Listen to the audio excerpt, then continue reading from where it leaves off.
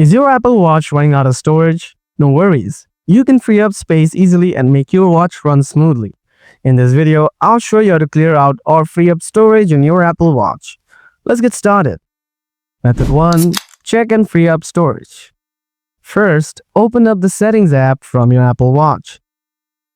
Tap General. Scroll down again and find the storage option. Tap on it. Here, you can check which apps are taking too much storage. You need to delete some unused apps from your device. To do that, go to Home Screen, press on the empty space, find the apps you want to delete, then tap on the cross icon. Tap Delete App.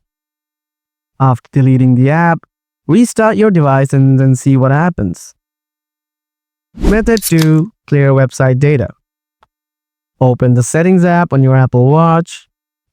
Tap General. Now scroll down a little. After that, tap Website Data. Now tap Clear Website Data. Scroll down. Tap Clear Data. And your website data has been removed. Method 3. Reset your Apple Watch. Open the watch home screen. Tap on the Settings app. Now scroll down and then tap General. Scroll down to the bottom. Tap Reset. Tap Erase all content and settings.